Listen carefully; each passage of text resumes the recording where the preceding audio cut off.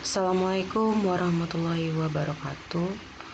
Selamat pagi. Mudah-mudahan kita dalam keadaan sehat semuanya. Hari ini saya ingin jelaskan tentang materi yang saya berikan terakhir di semester 1 ini. Yang pertama adalah obligation, yang kedua adalah prohibition, yang ketiga adalah instruction. Obligation ini dalam bahasa Indonesia artinya keharusan. Jadi kalimat yang menyatakan keharusan atau kewajiban seseorang.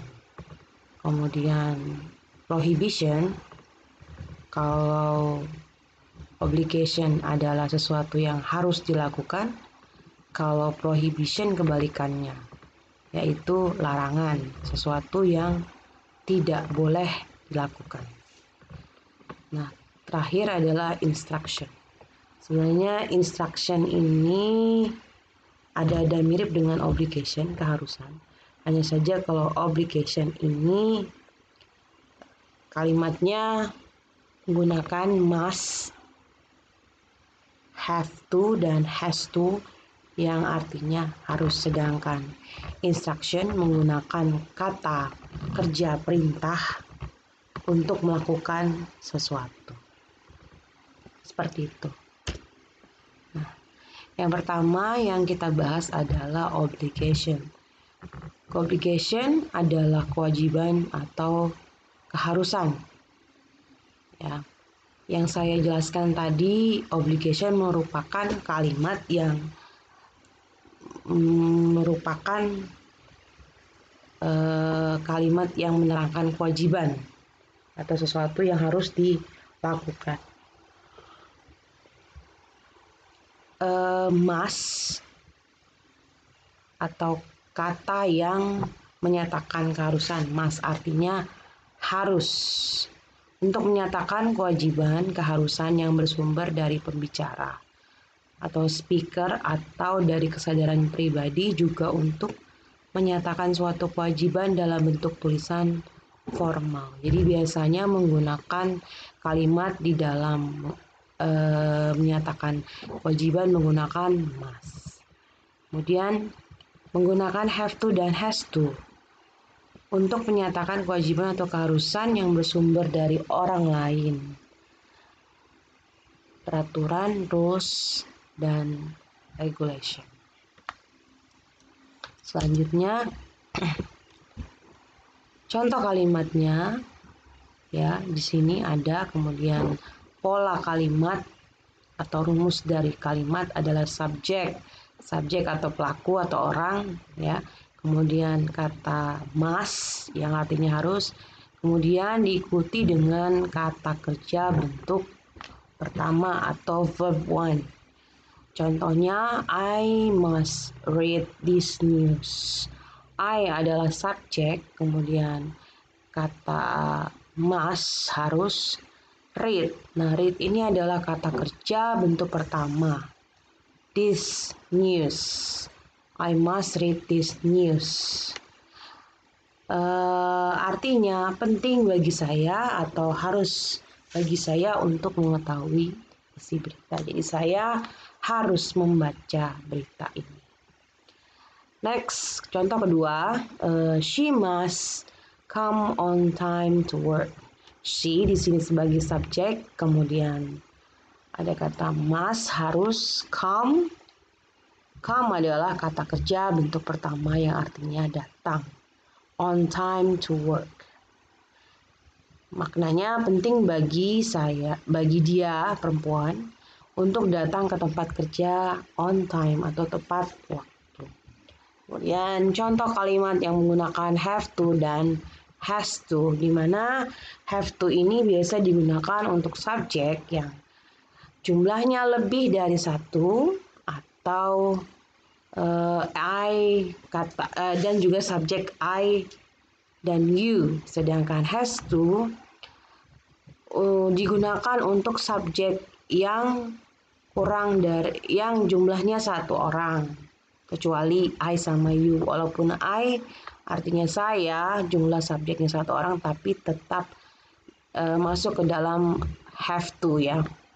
Contoh kalimatnya, I have to wear uniform to work. Sebagaimana kita tahu, have itu kan artinya mempunyai. Tapi ketika dijadikan satu dengan have to, itu bukan artinya mempunyai, tetapi harus, have to. Ya. Have to wear uniform to work. Have to, kemudian wear, kata kerja pertama. Selanjutnya, he has to mind the traffic light. He adalah subjek, subjeknya jumlahnya satu, he ya, dia has to, harus, mind the traffic light. Mind, kata kerja bentuk pertama yang artinya mematuhi ya. Next. Nah, perhatikan di sini semua subjek menggunakan must dan kata kerja bentuk pertama. Ingat, kata kerjanya tidak boleh diberi tambahan apapun, tambahan s, tambahan ing, tambahan ed, semua bentuk kata kerja pertama. I, you, we, they menggunakan have to, sedangkan she, he, it menggunakan has to. Oke. Next. Must not, do not have, does not have. Ya, jadi di sini keharusan atau larangan, must not, larangan. Do not have, larangan juga. Does not have, larangan. Nah, kalau dia menggunakan have to, ya, maka nanti bentuk negatifnya do not have to. Sedangkan has to, maka bentuk negatifnya does not have to. Prohibition adalah ekspresi untuk memperingatkan orang lain agar tidak melakukan atau melanggar sesuatu yang bersifat larangan. Jadi tidak boleh menggunakan must not, berarti jangan atau tidak boleh digunakan untuk menyampaikan larangan yang bersumber dari orang yang mengatakannya. Sedangkan do not have to atau does not have to berarti tidak harus. Kalau must not tidak boleh, do not have to tidak harus. Tapi sama-sama digunakan untuk menyatakan larangan. Ya. Next. Nah, di dalam kalimat, menggunakan kalimat, di sini pola kalimatnya adalah subjek, kemudian must not, tidak boleh, ya. Kemudian diikuti dengan kata kerja pertama. Must not juga bisa disingkat dengan mustn't. Contoh kalimat, you must not litter around. Anda tidak boleh membuang sampah sembarangan. She mustn't come.